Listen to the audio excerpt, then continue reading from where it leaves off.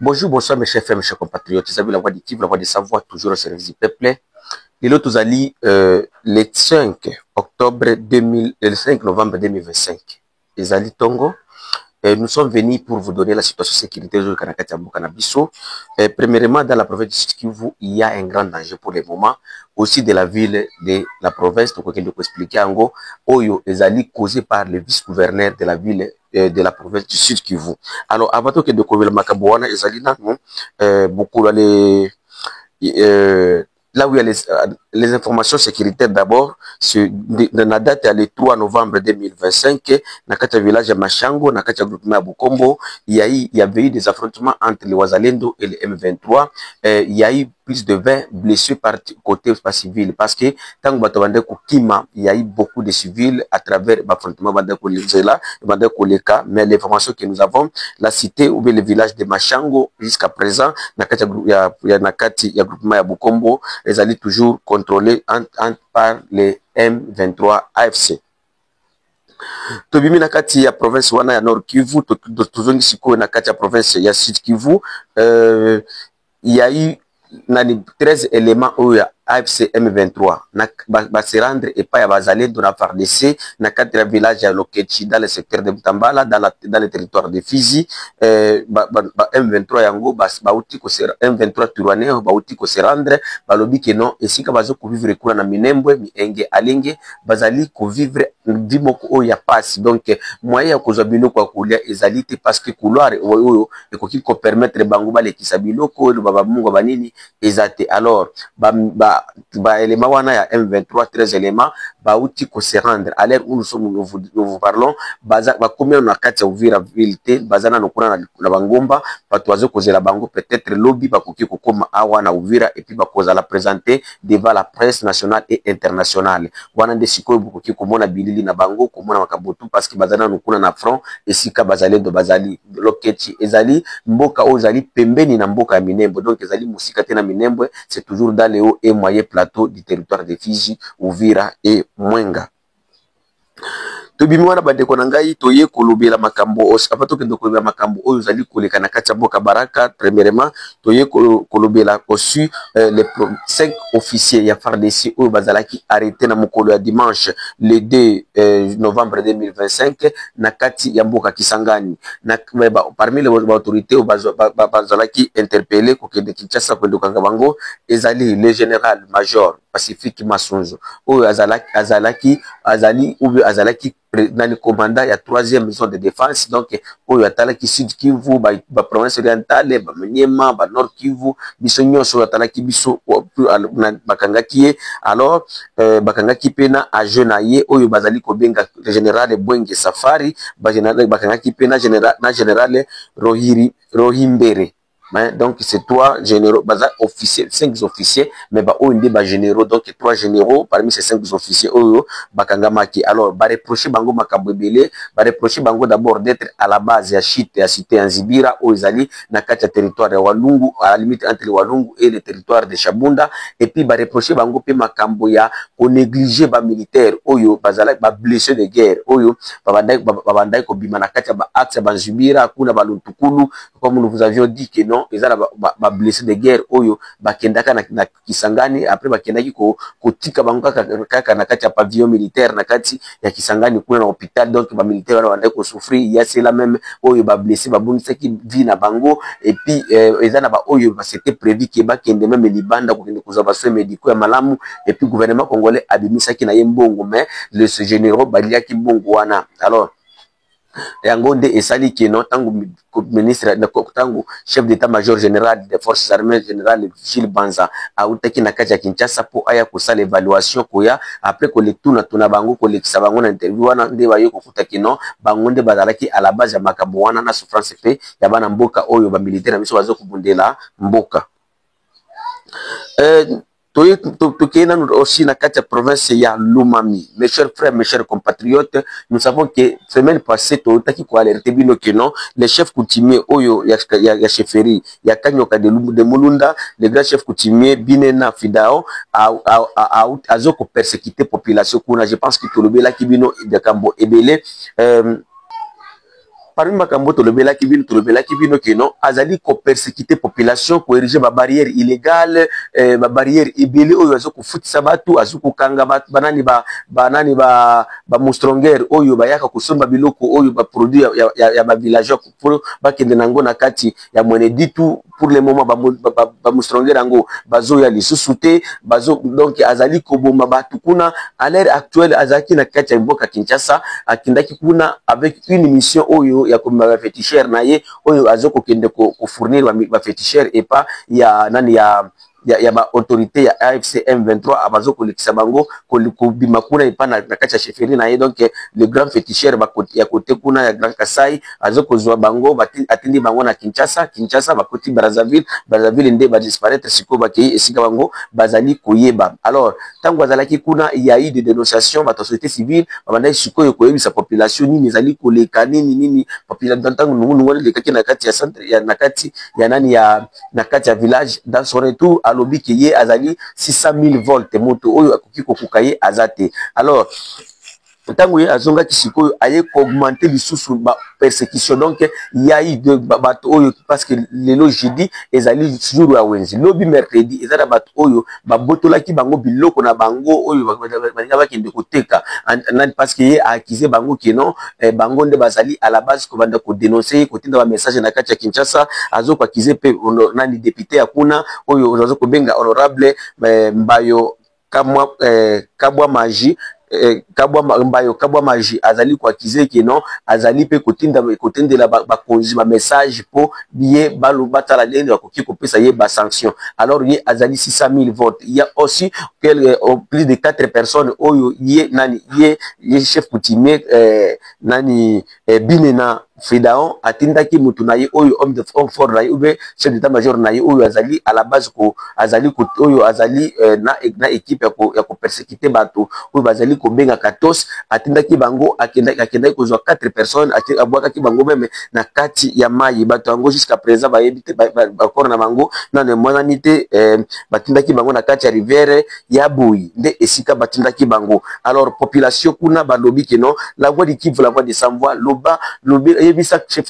yebisa ministre intérieur yebisa chef de l'État ke biso koto tozoko souffrir tozoko vivre na monde mususu. Alors t'interpeller le susu gouvernement central pour problème ezoko leka na kati ya province ya Lomami na kati ya chefferie ya nani ya Kanyoka de Mulunda esengeli ke botinda nanu équipe kuna même gouverneur ya Lomami tinda nanu équipe kuna bato bakende kotala ezande nini. Est-ce que vous tous vous êtes envoûtés par des fétichismes ya chef? Non, nous devons travailler et nous devons aider notre population. Vraiment toye ko alerter ko senga que le gouvernement congolais botalela bandeko na biso bazali côté kuna ya Lomami pour que bazali ko souffrir ceux qui vous komi kuna bozala ba information bele bokozwa beaucoup takaka beaucoup sur la population beaucoup yoka ndenge bazoko problème nini bazoko traverser biso tozali la voix de sans voix esika muto azana voix ya kokende kolobela te yango to yaka kolobela bino ba konstituyaka po to alerter to yebisa bino que non exactement qu'est-ce qui se passe. Donc c'est comme ça mes chers frères, mes chers compatriotes.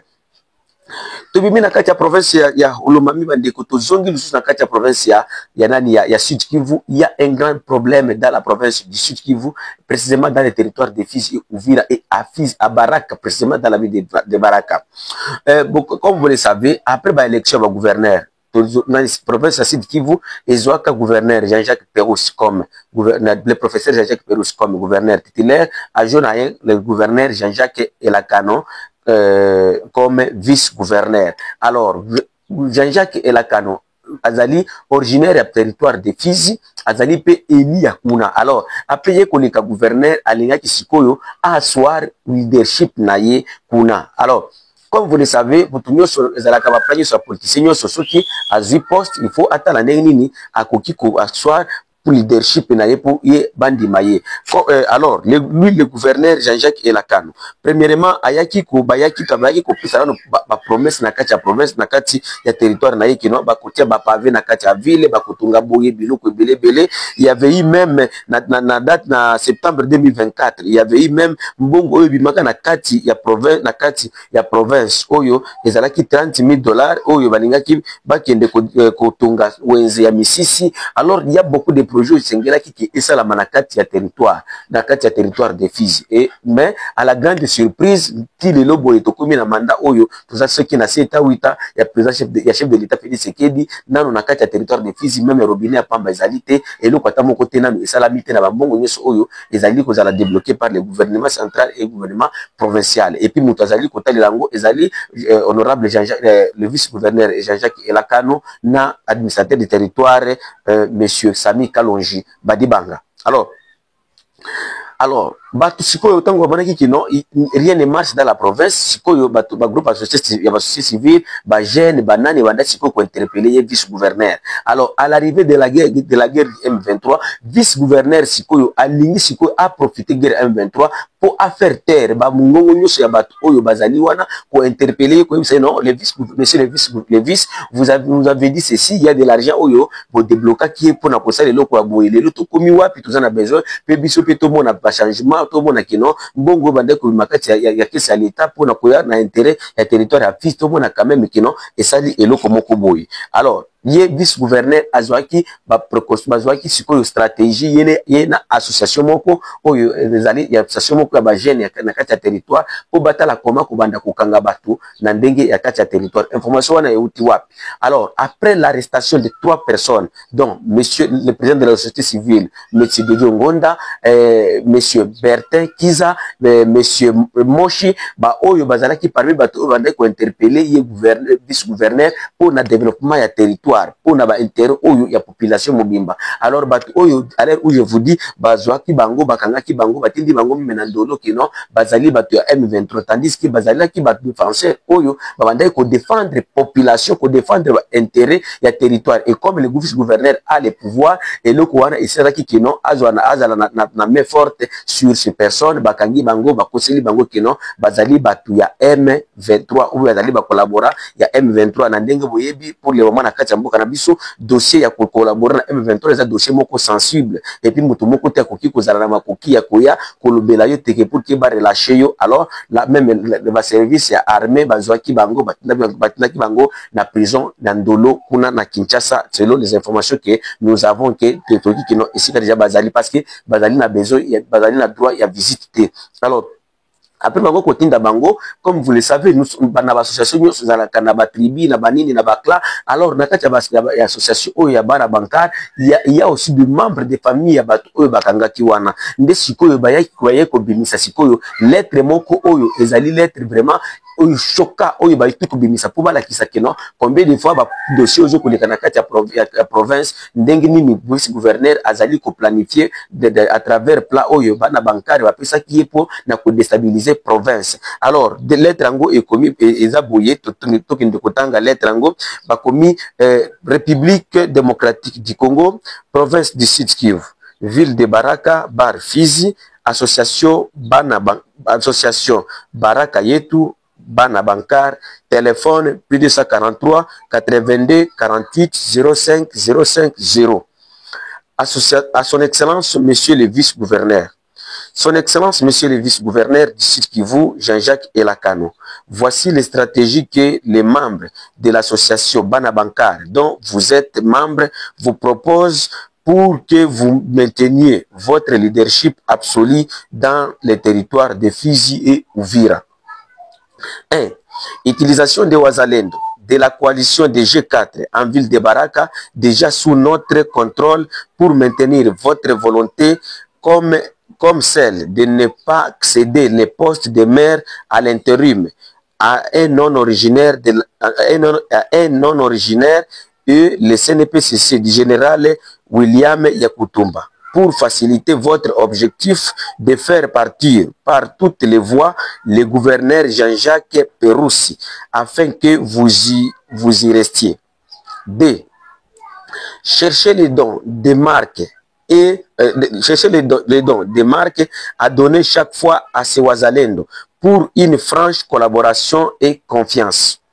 3. Neutraliser tous les leaders locaux qui vous critiquent négativement en les collant les dossiers d'être collaborateurs de Turaneho Bar AFC M23, surtout ceux de la ville de Baraka, car car c'est eux qui sont plus informés de la gestion de la chose publique. Nous vous donnerons au moment opportun leur nom. 4. Faire en sorte que les maires d'Ouvira et de Baraka ne reviennent plus en donnant de faux rapports à votre hiérarchie comme le ministre Jacques Chaban et votre ami intime, il ne refusera pas. Chaque fois que le gouverneur Peroussi vous donne une mission à Fiz, donc c'est le 5e point, chaque fois que le gouverneur Peroussi vous donne une mission à Fiz, il faut toujours parler de vous dans votre discours et réserver une petite partie à votre titulaire pour lui flatter, qu'il ne puisse pas dire que vous détournez les projets du gouvernement provincial. Bonne réception, Son Excellence, fait à Baraka le 28 mai 2025 pour Banabankar Delo Lokole Ekiamba Saouzien, président. Donc, lettre Oyo Zali, lettre Oyo vice-gouverneur, na association Oyo Yabana Bankar Balobi, qui lui aussi, il est parmi les membres. Baouti ko monter, monter qui 5 stratégies, na date le 26 mai 2025 pour battre la nègre yako démanteler batunyo sur la carte ya territoire de Fizi et ouvrir ba Oyo nyo so bazali koloba passe pour que y vice-gouverneur apprendre ça place na ye abengana même gouverneur titulaire pour que y atikala awa. Alors, nani na liboso ezalaki que non nani poste ya maire de la ville na kati ya ville de Baraka asala tout moyen possible pour que un non originaire ya ville ya Baraka azwa place wana te. Donc ezala originaire de azwa place wana. Alors et puis deuxième et puis alobaki que non mutu oyo akozala wana azala accepté par le CNPCC général ya Kutumba. Alors deuxième proposition oyo ba proposaki balobaki kino aluka ba cadeau oyo akobanda kopesa wazalendo po tango akobanda kolobaka na wazalendo bokanga tel na kotinda wazalendo na makambo ya mabe. Donc ezala azala même mise sur wazalendo même tokoki koloba même kino ba problème ozali koleka toki kino ba tsali boy ba bitani masasi basalaki boy peut-être tokoki kozala ye parce que eloko ba lettre ezali nango polele ezali kolakisa combien de fois kino bazo commenter ba stratégie ya mabe oyo ekoki déstabiliser province ou bien territoire de Fizi et Uvira. Alors troisième nani na bango oyo ya koloba kino batala ndenge nini ya ko neutraliser ba leader loko nyoso pour coller bango ba faux dossier kino bazali ba collaborer à tout neo bar AFC M23. Alors awa to sengi vraiment justice congolaise, justice militaire comme justice oya ba civil botala ndenge nini ya kobanda kolandela ba dossier parce que lettre oyo kola kisakino il y a beaucoup d'autres dossiers où ils allaient kozala monter contre quelques personnes pour na kokanga bango minoko na bango ba lobate. Alors pour mieux diriger le pays et pour que batonyo soit se sentir à l'aise, il faut que la justice soit faite et justice et landela makambo oyo. Alors dossier quatrième dossier ezali balobi faire sorte que le gouvernement nani faire sorte que les maires de la ville ya Baraka na maire de la ville ya Uvira bazali banda bazonga te abanda kotinda ba rapport ya mabe et pas ya vice